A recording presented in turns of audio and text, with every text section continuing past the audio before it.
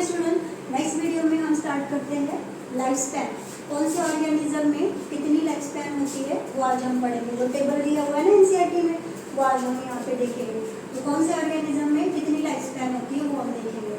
तो सबसे पहले हम देखेंगे यहाँ पे डॉग की दी है, लेकिन कितनी लगभग 25 to 30 ईयर्स। फिर उसके बाद में दिया है काऊ की लगभग 20 to 25 ईयर्स दिया है। फिर उसके बाद में आपको हॉर्स की याद रखना है, हॉर्स की 60 ईयर्स है। फिर एलिफेंट की है, एलिफेंट की 60 to 90 ईयर्स है। नेक्स्ट दिया है राइस प्लांट की है 3 to 4 मंथ्स है। फिर उसके बाद में दिया है रोज की 5 to 7 ईयर्स है। फिर क्रोकोडाइल की है, क्रोकोडाइल 60 ईयर्स है। फिर नेक्स्ट है बनियान ट्रीज, याद रखो 200 to 300 ईयर्स। नेक्स्ट है फ्रूट फ्लाई की बुक में है 2 वीक्स है, बट कुछ बुकों में 3 to 4 वीक्स भी क्या गया है, दिया हुआ है। आई थिंक इतना काफ़ी है।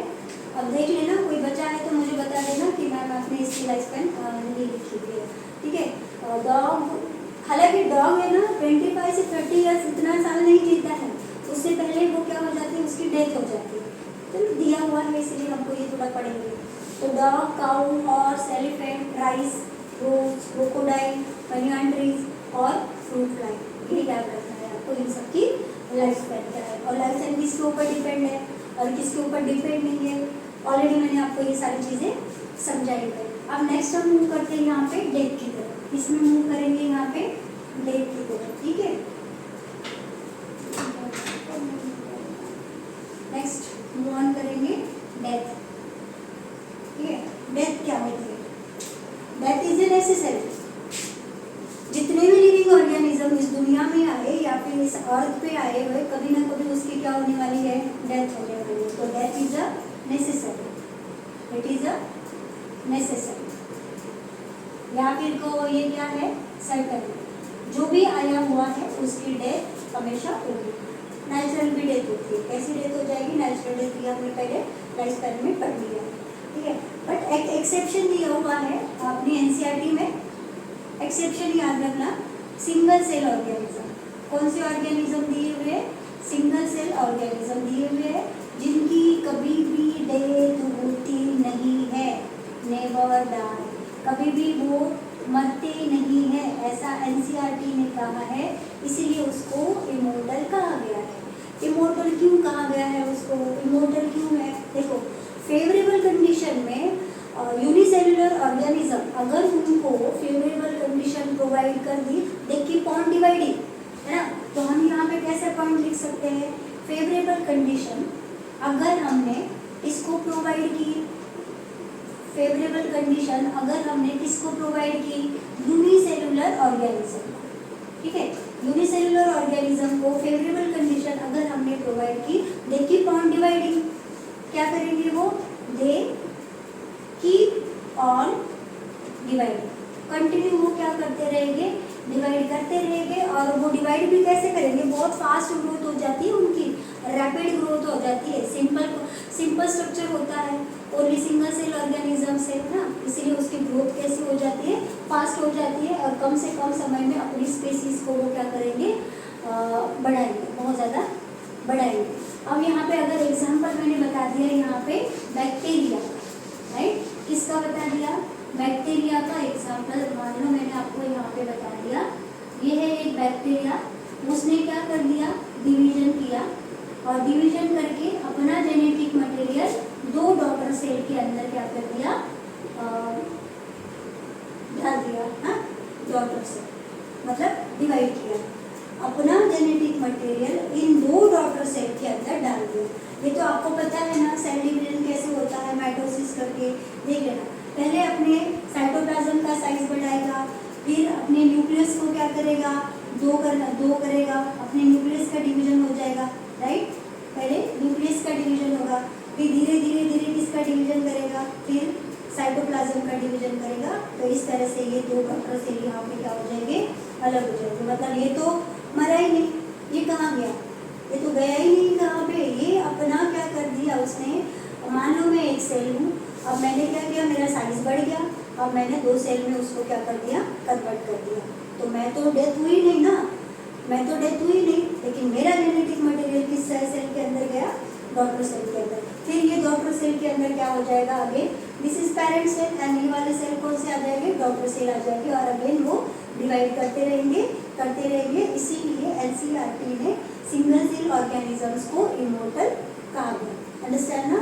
अब नेक्स्ट मूव ऑन करेंगे। अब यहाँ पे दिया हुआ है डिवीजन। अब डिवीजन मतलब क्या हो गया, यहाँ पे एक्चुअल में हुआ है रिप्रोडक्शन। यहाँ पे क्या हुआ है, reproduction. The next point, next topic जो होगा अपना, दैट इज रिप्रोडक्शन होगा। कौन सा होगा यहाँ पे, रिप्रोडक्शन होगा। व्हाट इज रिप्रोडक्शन ना, ये कौन सा प्रोसेस है, इस स्पेसीज को इस अर्थ में आपको क्या करना है, कंटिन्यू बना के रखना है। मतलब जो भी स्पेसीज है अर्थ के ऊपर क्या होती है, कंटिन्यूटी बना के रखती है, एक मेंटेनेंस रखती है कंटिन्यूटी का। अगर रिप्रोडक्शन नहीं हुआ, देखो रिप्रोडक्शन नेसेसरी नहीं, it is not necessary, but अपनी स्पेसीज को कंटिन्यू रखने के लिए रिप्रोडक्शन जरूरी है। ठीक है, रिप्रोडक्शन जरूरी है। सेकंड चीज आ जाती है वेरिएशन भी रिप्रोडक्शन की वजह से आपको ज़्यादा से ज़्यादा मिल जाएगा, बट एसेक्सुअल रिप्रोडक्शन में आपको वेरिएशन देखने के लिए नहीं मिलेगा। चलो फर्स्ट हम पढ़ते हैं यहाँ पे व्हाट इज रिप्रोडक्शन। रिप्रोडक्शन क्या है, it is a biological process. कौन सा प्रोसेस है भाई, it is a biological process. कौन सा प्रोसेस है, बायोलॉजिकल प्रोसेस है, biological process to produce offspring by its own kind। मतलब अपने ही जैसी स्पेसीज को बनाना, इसको हम बोलते हैं रिप्रोडक्शन। ओके, एक सेकंड बेटा, 1 मिनट, 1 सेकंड। ओके, स्टार्ट है इसमें थोड़ा सा ठीक है। It is a biological process to produce offspring of its own kind. अपने ही जैसे स्पेसीज को बनाना, इसको बोलते हैं रिप्रोडक्शन। तो रिप्रोडक्शन जो है, सबसे टाइप्स ऑफ रिप्रोडक्शन आपको पता ही होगा, 2 टाइप्स है रिप्रोडक्शन के। एक तो सबसे पहले कौन सा आएगा, देखो सबसे पहला आपको पता ही asexual reproduction, asexual reproduction. And next कौन सा आ जाएगा, सेक्सुअल रिप्रोडक्शन। अभी हम बात किसकी करेंगे, एसेक्सुअल रिप्रोडक्शन की बात करेंगे। एसेक्सुअल मतलब एक का मतलब क्या आ जाएगा, ओनली 1 आ जाएगा। ठीक है, एसेक्सुअल रिप्रोडक्शन मतलब यहाँ पे सिर्फ एक ही पेरेंट इन्वॉल्व है, single parent involve, single parent क्या है, इन्वॉल्व। रिप्रोडक्शन तो सबको पता ही है ना, री मतलब बार बार हो रहा है, दोबारा हो रहा है।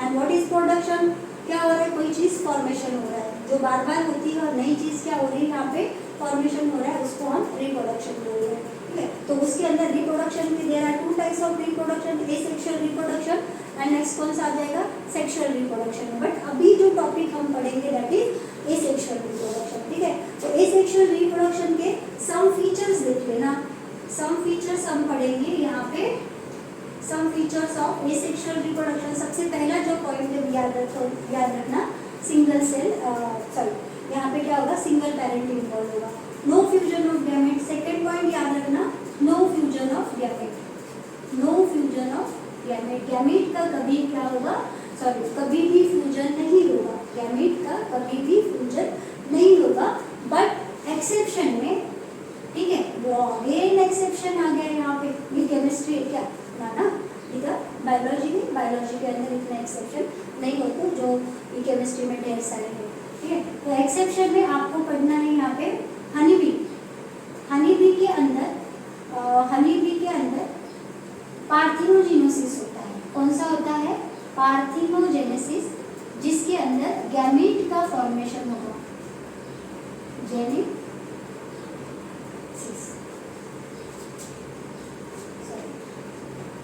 ठीक है, जिसके अंदर गैमीट का फॉर्मेशन होगा। मतलब यहाँ पे गैमीट बनेगा, किसके अंदर गैमीट बनेगा, पार्थिनोजेनेसिस ठीक है, पार्थिनोजेनेसिस के अंदर गैमेट बनेगा, ये हम पढ़ लेंगे।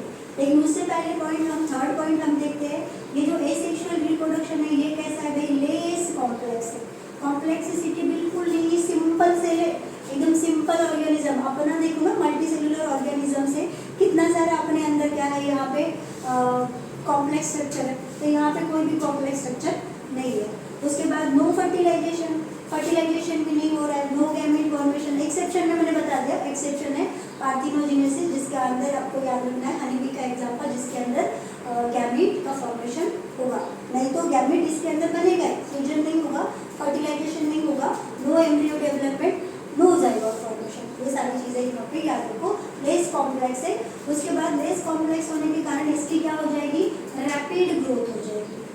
रैपिड ग्रोथ मतलब क्या हो जाएगा, यहाँ पे इसकी ग्रोथ जो होगी फास्ट ग्रोथ हो जाएगी। अगर अमीबा का एग्जाम्पल ले लो तो वन अगर पानी के अंदर वो है, पानी के अंदर रिप्रोडक्शन कर रहा है, तो क्या करना है, देखो 1 वीक के अंदर पूरा तालाब भर जाएगा, वो पूरा के जो पॉन्ड है ना वो सारे के सारे अमीबा से भर जाएगा। मतलब इतना सारा क्या हो जाता है, यहाँ पे रैपिड ग्रोथ हो जाएगा। थर्ड जो आ जाएगा 1 2 3 4, फिफ्थ जो पॉइंट होगा, यहाँ पे नो वेरिएशन होगा, कोई भी वेरिएशन नहीं आएगा। ठीक है, यहाँ पे वेरिएशन नहीं होगा।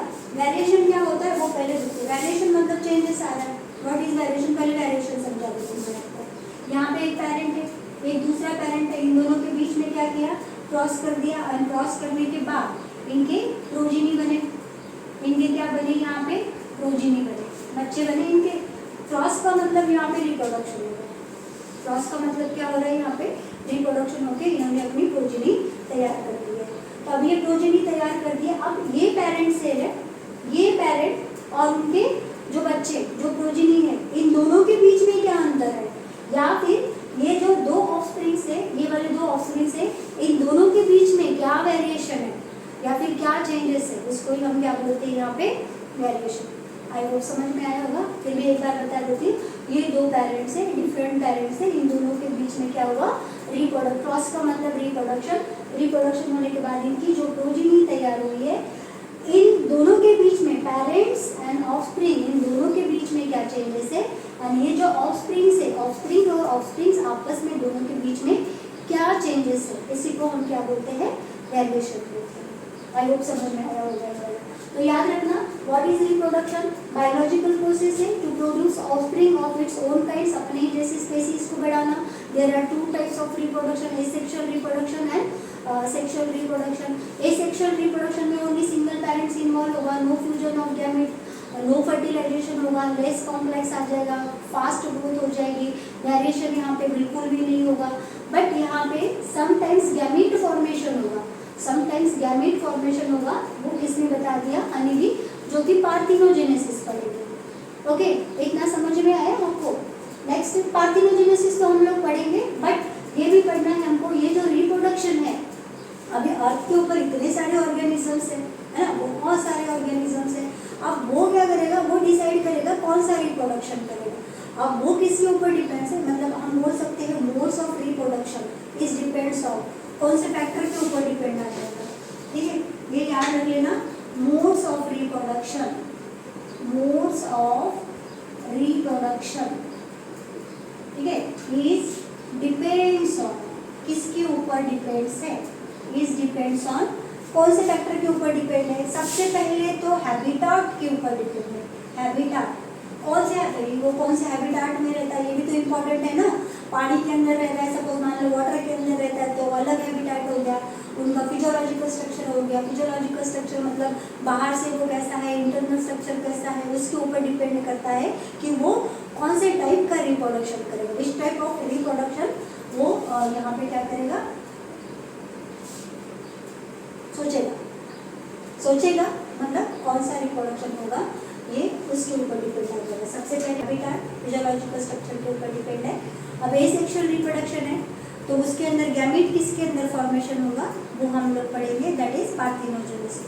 व्हाट इज पार्थिनोजेनेसिस, पार्थिनोजेनेसिस क्या होता है वो हम देख लेंगे। ओके, इतना समझ में आया आप लोगों को, ठीक है, इतना समझ में आया तो वीडियो को लाइक करो, सब्सक्राइब करो। अगर if you have any doubt, कोई अगर भी आपको डाउट आ जाता है तो प्लीज़ कमेंट सेक्शन में बता देना, मैम यहाँ आपकी मिस्टेक है या फिर ये पॉइंट मुझे समझ में आया। नेक्स्ट वीडियो में आपको ये सारा मैं क्लियर कर दूँगी। तब तक के लिए टेक केयर एंड बाय।